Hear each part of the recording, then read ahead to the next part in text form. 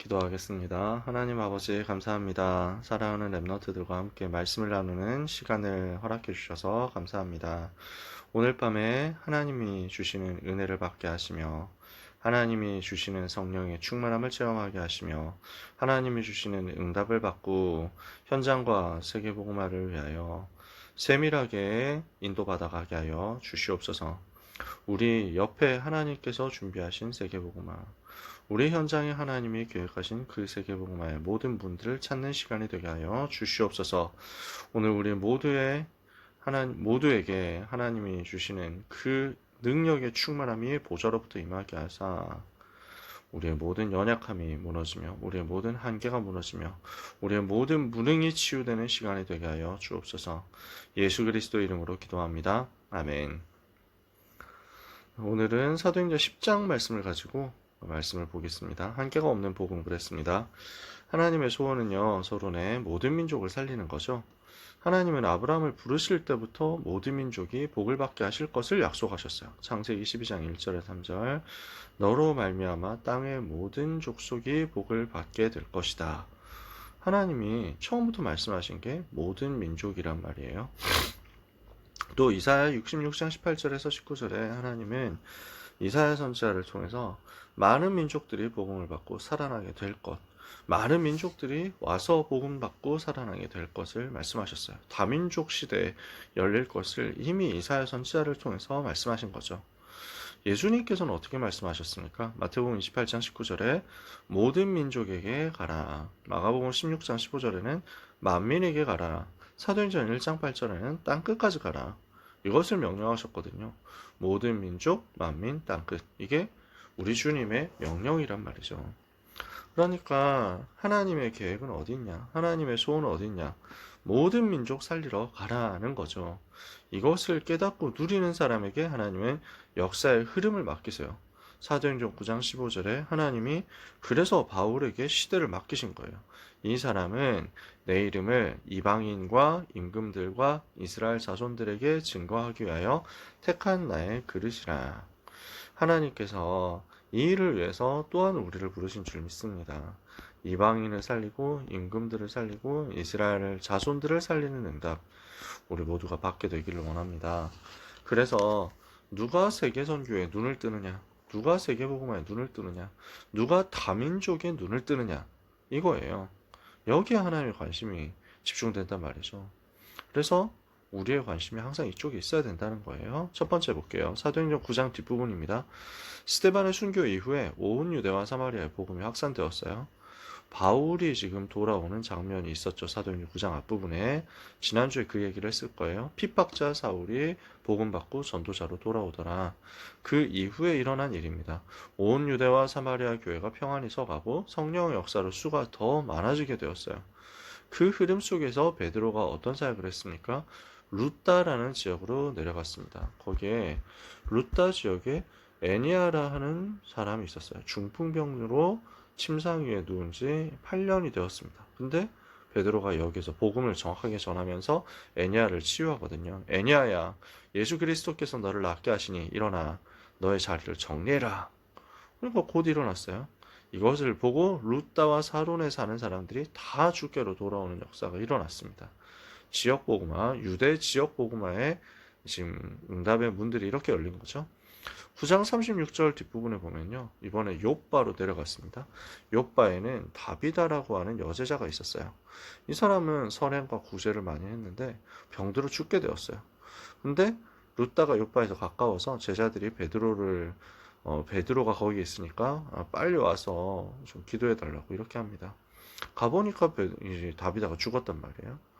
그래서 과부들이 막 베드로한테 와가지고 울면서 이 다비다 집사님인지 권사님인지 모릅니다만 편의상 이렇게 불러봅시다. 우리식으로 얘기하려고.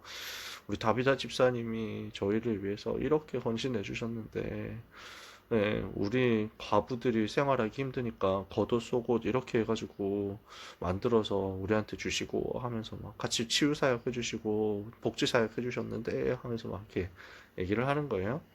베드로가 사람을 다 내보내고 무릎을 꿇고 기도했습니다.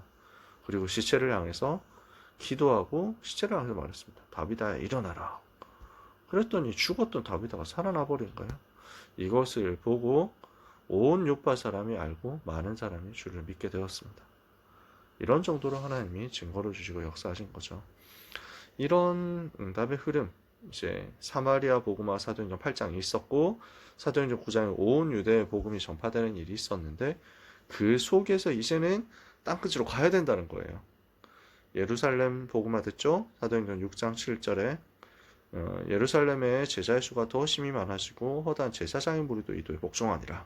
예루살렘의 복음화 됐단 말이에요. 사도행전 8장에서 사마리아 전도 문 열렸단 말이에요. 이제 사도행전 9장 온 유대 땅 살아났단 말이에요. 그러면 예루살렘과 온 유대와 사마리아, 그러면 어디로 가야 돼요? 이제 땅끝으로 가야 되는 거예요. 이게 주님의 방향이거든요. 여기에 대해서 눈부터 열어라 라는 것입니다. 그래서 두 번째, 하나님은 초대교회가 유대인과 이방인을 나누는 율법 사상을 깨트리기를 원하셨어요. 유대인들은 예전부터 가지고 있었던 사상이 우리 유대인만 하나님의 선택받은 민족이다. 선민 사상이란 말이죠. 그리고 나머지는 다 이방인들이다. 이방인들은 하나님의 은혜를 받을 수가 없다. 이방인들은 하나님의 은총에서 제외된다. 이렇게 생각해왔단 말이에요. 그러다 보니까 이 선민사상 흐름 속에서 유대인들이 어떤 사상을 가지고 있었냐면 이방인하고는 같이 교제하면 안 맞다, 안 된다. 이방인하고 식사하는 것도 틀린 일이다. 율법적으로 이렇게 딱 차단시킨 거예요. 할례를 받지 않은 이방인과는 교제할 수 없다. 금지. 근데 이게 복음하고 전혀 안 맞잖아요. 그러니까 하나님이 처음부터 구약 성경 때부터 모든 민족 얘기를 하셨는데 많은 민족 살아나야 될 것을 얘기하셨는데 지금 여기에 대해서 유대인들이 전혀 눈치를 못 채고 있었고 초대교회도 아직 그걸 못 알아듣고 있었거든요. 모르고 있었단 말이에요. 아직 그 경험이 없으니까요.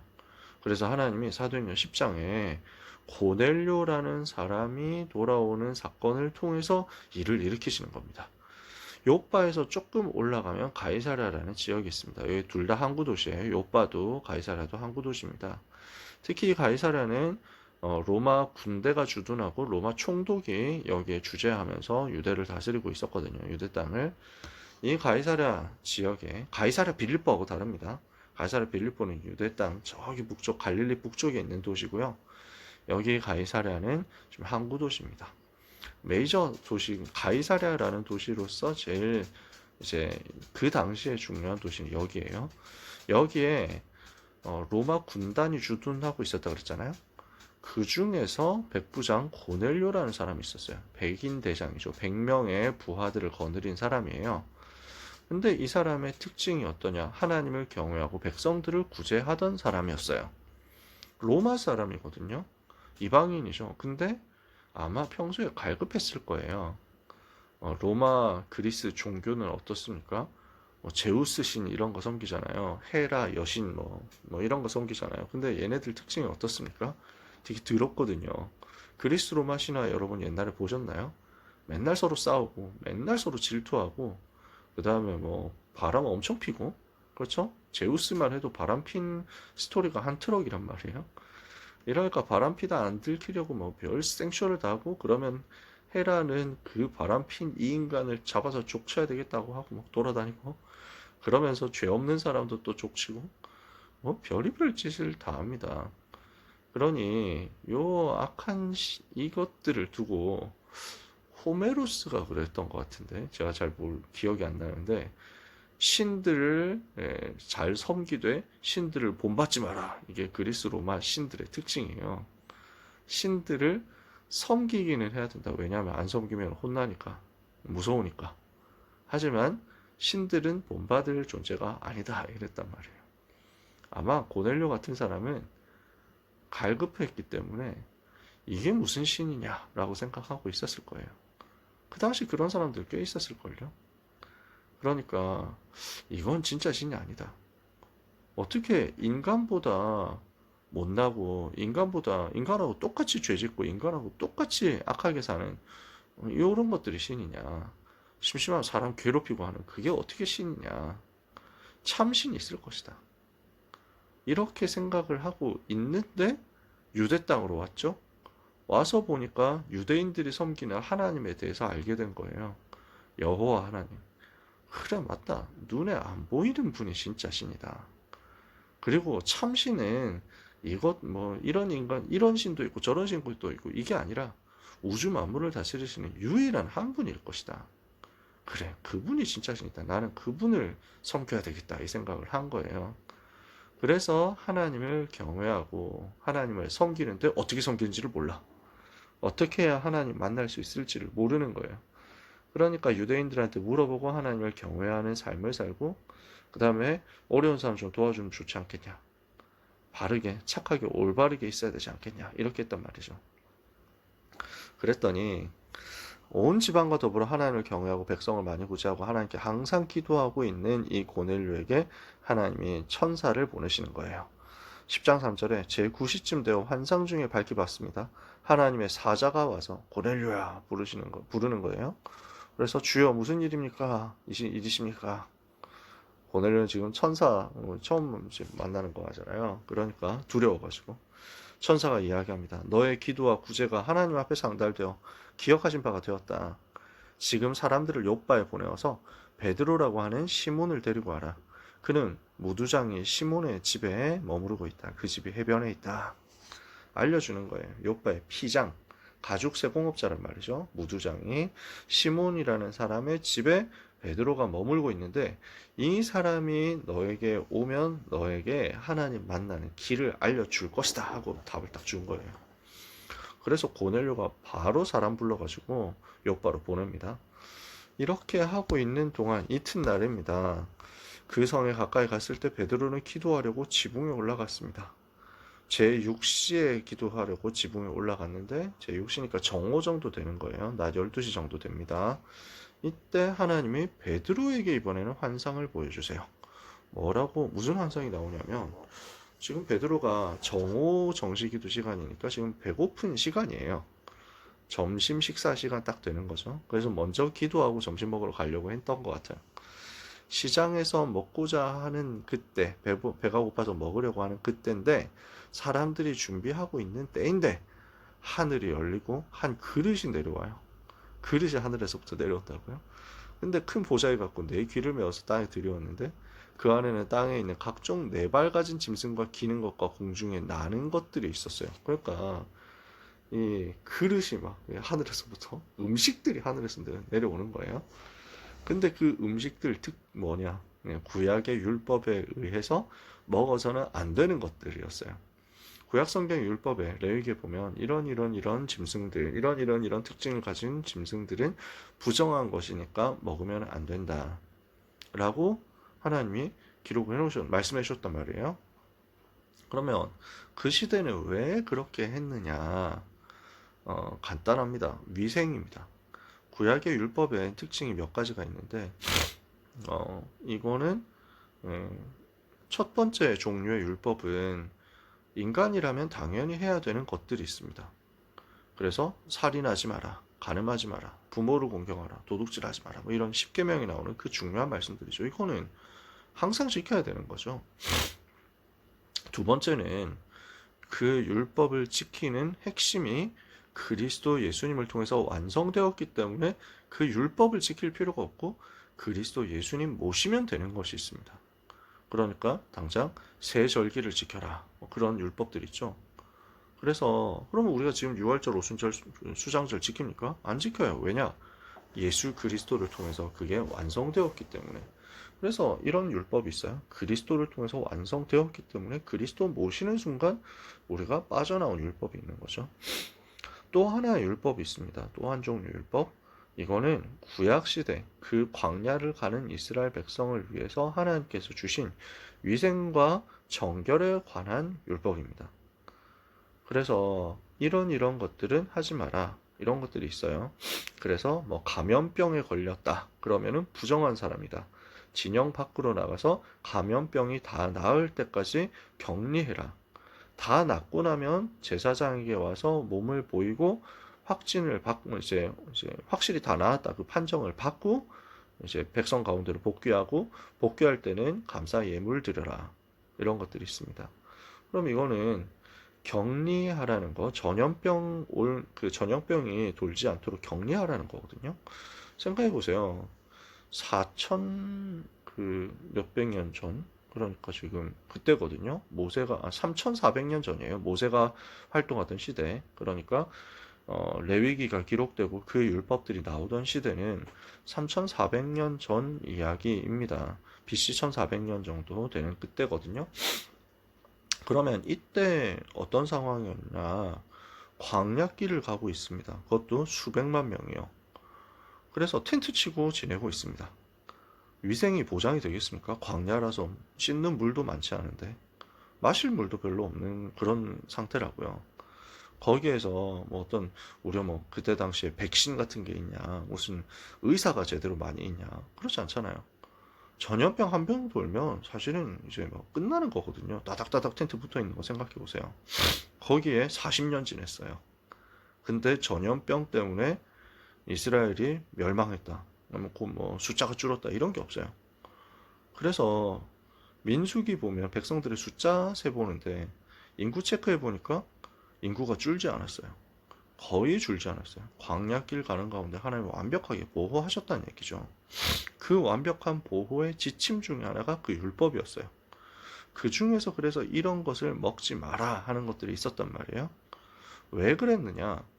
그 당시 생활 수준과 광야길 가는 수준에서 이런 음식을 제대로 조리하지 못하고 먹었다가는 당장 전염병 도는 거예요. 그러니까 아예 먹지 마라 라고 한 거죠. 하나님이 이 부분을 이스라엘 백성들, 그 시대를 살아가는 하나님의 사람들을 사랑하셔서 주신 법이란 말이에요. 그래서 제일 유명한 게 돼지고기 먹지 말라 하는 거예요. 저는 옛날에는 돼지고기를 먹지 말라라는 말을 왜 구약성경에 했을까 이걸 잘 몰랐거든요. 근데 옛날에 여러분한테 얘기했는지 모르겠는데 그 세상에 이런 일이 프로그램에 돼지고기 생으로 먹는 사람이 나왔다고요. 그래서 이런 아저씨가 있어요 하면서 돼지고기를 생으로 계속 삼겹살도 굽지도 않고 그냥 그대로 먹는 거야. 날것 상태로. 그러니까 우리는 보기에 되게 거북한데 이 아저씨는 이게 맛있다면서 뭐 이러는 거야. 그래서 제작진이 아저씨의 건강이 염려되어 가지고 병원으로 데려가 가지고 의사 선생님 통해 가지고 이제 진찰을 했더니 의사 선생님 하는 말이 야 이건 기적적으로 아직까지는 건강에 이상이 없습니다. 하지만 이렇게 먹으면 큰일 납니다. 그래서 왜냐? 돼지고기는 날 것으로 먹었을 때 이런 질병들이 들어올 수 있습니다 하고 이 아저씨한테 얘기를 해주는 거예요. 그러니까 아저씨가 식겁한 거야. 저는 그래서 그게 더 웃기더라고요. 그러니까 나는 특이 체질이어가지고 날 것으로 먹지 않으면 먹을 수가 없습니다. 뭐 이런 아저씨인가 했더니 그게 아니야. 그냥 단순히 날 것으로 먹는 게 맛있어가지고 그랬대. 근데 그거 보고 경악해가지고 큰일 났네요. 큰일 날 뻔했네요. 앞으로 다시는 날 것으로 먹지 않겠습니다. 앞으로 계속 구워서 먹을게요. 이렇게 해가지고 앞으로 꼭 구워서 드시기 바래요 아저씨 하면서 막 끝나는 것이 그거 보고 알았어요. 돼지고기는 제대로 굽지 않으면은 큰일 나는 거구나. 그러니까 구약 성경에 불 제대로 피울 환경도 안 되고 물 제대로 조달할 환경도 안 되는 그 상황에서 돼지고기 함부로 먹었다가 큰일 나면 안 되니까 하나님 그렇게 하신 거구나 하고 알게 되더라고요. 그러면 이제 시간을 거슬러 와서 지금은 어떻습니까? 이슬람 그 무슬림들도 지금도 돼지고기 안 먹죠. 유대인들도 돼지고기 지금도 안 먹습니다. 못 벗어나는 거니까. 그 수준에서 그 상태에서 못 벗어나는 거니까요. 이게 지금 하나님께서 주신 사랑의 방법이고 이제는 그 시대가 아니란 말이에요. 다른 시대 됐단 말이에요. 근데 이 부분을 못 깨닫는 거예요. 근데 지금 이거는 단순한 음식 얘기가 아니거든요. 그래서 이 부정한 짐승들이 쫙 나오면서 하나님의 음성 들립니다. 베드로야, 일어나 잡아 먹어라. 그러니까 베드로가 주여 그럴 수 없습니다. 속되고 깨끗하지 아니한 것을 내가 절대로 결코 먹지 않았습니다. 그랬더니 하나님께서 깨끗하게 하신 것을 네가 속되다고 하지 마라. 이렇게 음성이 나옵니다. 이런 일이 3번 있었어요. 그리고 그릇이 하늘로 올라가는 거예요. 이 환상이 도대체 뭔가 하는데 고넬료가 보낸 사람들이 지금 비장 시몬의 집 문을 두드리는 거예요. 베드로 혹시 여기 있습니까? 베드로 목사님 여기 있습니까? 하는 거예요. 그러니까 성령께서 말씀하세요. 내가 보낸 사람이다. 일어나서 내려가서 의심하지 말고 그들하고 함께 가라. 근데 아직도 이게 이제 매칭이 잘 안 되는 거죠. 무슨 일로 왔느냐 일부러 또 물어봅니다. 이러니까 사람들이 이제 대답하는 거예요. 백부장 고넬료가 의인이고 하나님을 경외하는 사람이고 유대 사람들도 다 칭찬하는 사람입니다. 그런데 그분이 천사의 지시를 받아서 목사님을 좀 모셔오라고 하는 얘기를 들었습니다. 그래서 우리가 심부름하러 왔습니다. 그래서 바로 가도 되거든요. 걸어가도 몇 시간이면 가요. 근데 일부러 불러들여서 자고 다음날 출발합니다. 이튿날 일어나서 같이 갑니다. 혼자 가면 좀 그것도 좀 그러니까 요바에서 온 형제들도 같이 갔습니다. 이렇게 해서 간 거예요. 그러면은 지금 요 사건이 뭡니까? 이방인과 교제하며 가까이 하는 것이 위법이다라고 생각하는 틀을 깨트려라라는 거예요. 모든 민족 살려야 되는데 언제까지 이 사람들은 부정한 사람들이고 이 사람들은 할례 받았으니까 거룩한 사람들이고 그래서 거룩한 하나님의 사람들 선민사상 여기에 빠져 있어가지고 이방인들 만나지도 않고 이방인들 교제하지도 않고 이렇게 할 거냐. 세계복음화 해야 될 거 아니냐 이거예요. 그래서 하나님께서 지금 이 틀을 깨트리는 사건, 한계를 깨트리는 사건을 일으킨 거죠.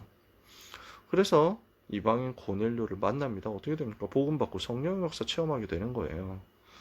베드로가 그 가이사랴 도착하니까 고넬료가 지금 다 모아놓고 기다리는 거예요. 친척 친구들 다 모아놓고 기다리다가 베드로 들어오니까 발 앞에 엎드려서 절합니다. 여러분 이게 엄청난 일이거든요. 이게 로마 사람들이 그 당시에는 속주민들은 인간 취급 안 했습니다. 로마 시민권 가진 사람들은 인간 대우 다 했죠. 인간으로서 지금 사람들이 가지고 있는 법적인 시민으로서의 권리, 의무 이런 것들을 해가지고 체포영장 없이는 체포 안 하고 뭐 이런 것들 그때 당시에 있었거든요. 그러니까 재판받지 않으면은 절대로 로마 시민권 가진 사람은 가둘 수가 없고 형벌을 가할 수도 없고 이렇게 만들어 놨습니다.